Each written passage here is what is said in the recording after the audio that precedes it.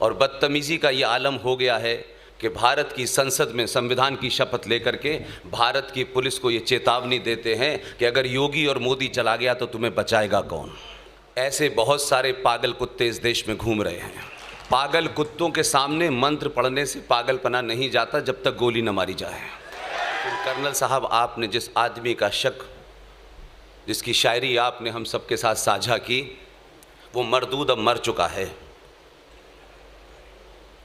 जो ये बार बार कहता है कि ये हिंदुस्तान किसी के बाप का नहीं है, उसको अपने बाप का पता नहीं है। इस देश में ये बिन बाप की औलादें घूम रही हैं और इस देश के बाप की चिंता कर रही हैं। अगर इस राष्ट्र का कोई बाप है तो वेद व्यास है। और ये वो लोग हैं जो हमसे हमारे बाप का पता पूछ रहे हैं और अपने बाप के बारे में 250 साल के बाद बता रहे हैं। जैसे कश्मीर में एक फारूक अब्दुल्ला नाम का मक्कार जिहादी, उसको 200 साल बाद पता चला कि 1722 में उसके पूर्वज कौल ब्राह्मण थे। अब ये अपने बाप को ढूंढने लगे हैं क्योंकि बाप आ गया है। उससे पहले बाप को नहीं ढूंढते थे, ये किसी के भी बाप के बारे में पूछते थे। एक और मक्कार था जिसने इस देश को एक लेमन चूस की गोली पकड़ाई और आप उस लेमन चूस को चूस रहे हैं। उस मक्कार का नाम था मोहम्मद इकबाल, जिसने भारत का तराना लिखा। इस देश के मक्कार राजनेताओं ने, लालची राजनेताओं ने, चाटुकारों ने बिना समझे ऐसे सड़क छाप लोगों को महान बना दिया है। उसको भी अपने बाप का पता चल गया था कि उसके माता पिता जो थे सप्रू ब्राह्मण थे। उसने तराना लिखा, भारत के लोगों को बता गया कि आप इसे पढ़ते रहिए, लेकिन उसने एक तराना लिखा जिसके बारे में इस देश में बड़े बड़े दानिश्वर नहीं बताते। उस तराने का नाम है मिल्ली तराना। उसमें वो अपनी वो ख्वाहिश जाहिर करता है जिसके कारण उसकी पाकिस्तान के अंदर लाहौर में कब्र बनी हुई है। हम बिना जाने बिना सोचे किसी सब्जेक्ट के बारे में जानने बगैर हम बहुत सारी चीज़ों के एक्सपर्ट हो जाते हैं। इसलिए मेरा मानना है कि अभी हाल में एक घटना घटी है आपके शहर में। आपके शहर में आने से पहले मैं बहुत गुस्से में था, बहुत ज़्यादा गुस्से में था।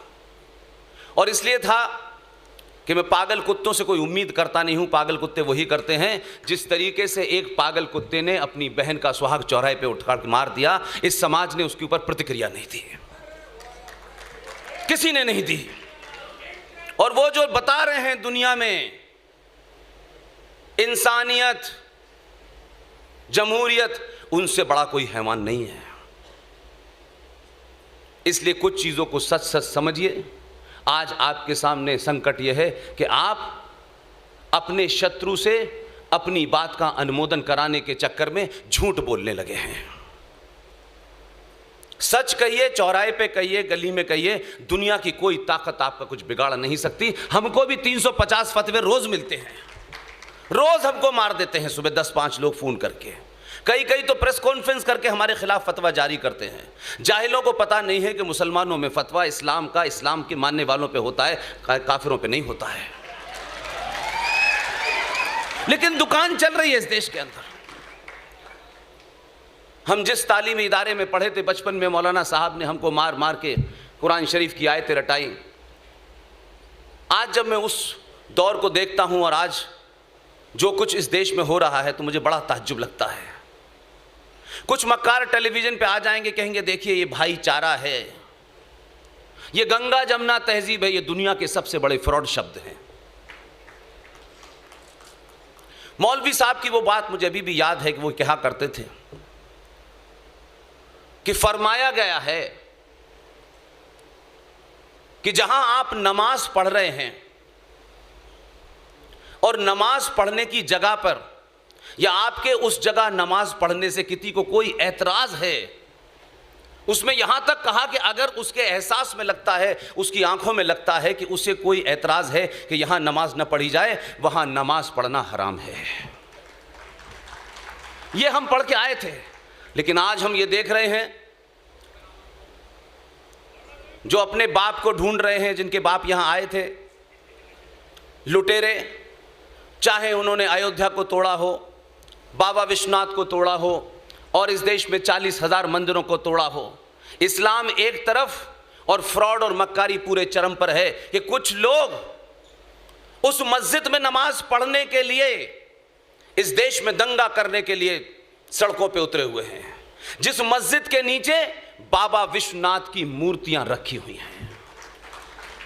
यह है इस देश में मक्कारी। ऐसी बातें मत करो, हम तुम्हें मारते रहें और हम तुमसे भाईचारा कहते रहें और हम ये ना बताएं कि इसमें भाई कौन है और चारा कौन है। बड़े समय के बाद, 700 साल के बाद पता चला है कि भाई कौन है और चारा कौन है, इसलिए लोग परेशान हैं। इसलिए साफ साफ बात हर चीज पे होनी चाहिए। ये अलग अलग किस्म का इस्लाम जो पूरे देश में चल रहा है, कश्मीर में इस्लाम कुछ और है, केरल में कुछ और है। जहां 5% है वहां भाईचारा है, जहां 15% है वहां मानेंगे नहीं, और जहां मेजॉरिटी है वहां कश्मीर में कश्यप ऋषि के वंशजों को बिना उनके किसी कसूर के कश्मीर के अंदर मुसलमान इस्लामिक जिहादियों ने 2500 कश्मीरी हिंदू पंडितों की हत्या की, रेप किया, मर्डर किया और 5 लाख को भागने पे वापस कर दिया। लेकिन हिंदुस्तान का मुसलमान मक्कार आज भी बोलता है, देखिए वो भाईचारा है, वो बाहर से आए थे, यहां से आए थे। ये नहीं कहता है कि हमें उतनी ही नफरत थी कि जिस लड़की ने अपना मजहब छोड़ करके सनातन का नाम पल्लवी रखा, उसने अपनी बहन के सुहाग को उजाड़ दिया। आपके नफरत का आलम यह है, लेकिन झूठ बोलने में सबसे आगे खड़े हुए हैं, या आपको मूर्ख बना रहे हैं। इसलिए इस देश में कर्नल साहब से कहना चाहता हूं, कर्नल साहब, आपकी फौज का जनरल, पहला जनरल इस देश में हुआ जिसने सच बात कही।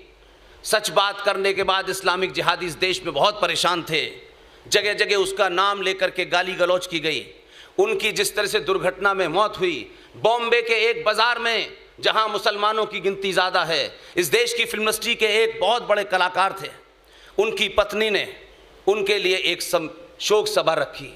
इस्लामिक जिहादी पहुंच गए, उनका पोस्टर फाड़ दिया और उनको श्रद्धांजलि नहीं देने दी। आखिर विपिन रावत से कुछ इस्लामिक लोगों की प्रॉब्लम क्या थी? क्यों उन्होंने ये कहा? क्योंकि विपिन रावत ने साफ साफ कहा कि भारत 2.5 युद्ध में ग्रस्त है। आपके पश्चिम में पाकिस्तान है, पूर्व में बांग्लादेश है, और इस देश के अंदर कई करोड़ जिहादी जो हैं वो इस देश की व्यवस्था को छिन्न भिन्न कर देना चाहते हैं। इस कहने से कुछ लोगों ने उसकी शोक सभा नहीं होने दी। यह है भाईचारा हमारा। इसलिए आज एक जगह नहीं, बहुत सारी चीजें करेक्शन हो रही हैं, और जब चीजें करेक्ट होने लगती हैं तो इस्लामिक जिहादी इस देश में कह रहे हैं इंटॉलरेंस बढ़ गया है। अगर ये इंटॉलरेंस भारत राष्ट्र को बचाने के लिए अच्छा है तो गली गली में ये इंटॉलरेंस बढ़ जाए तो भी अच्छा है। इस देश के हर बच्चे को इंटॉलरेंट हो जाना चाहिए उन जिहादियों के खिलाफ, उस कचरे के खिलाफ जो इस देश में जगह जगह गंदगी फैला रहे हैं, हत्याएं कर रहे हैं। इसलिए आपने गलती कोई आज नहीं की है। ये बात अलग है कि भाग्यनगर में डॉक्टर मोहन गुप्ता ने एक बड़ा काम किया है।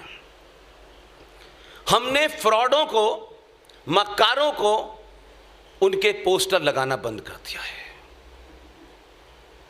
और आज आप जिस मंच पे इतने सारे लोग देख रहे हैं, इनमें जिनके भी पोस्टर लगे हैं, ये वो विजनरी थे जो इन मक्कारों को जानते थे। अगर आप सही मायने में सरदार पटेल को इस भारत का निर्माता मानते हैं तो 3 जनवरी 1948 में कलकत्ता के मैदान में सरदार पटेल ने जो स्पीच दी थी उसे जरा कान खोल के सुनिएगा।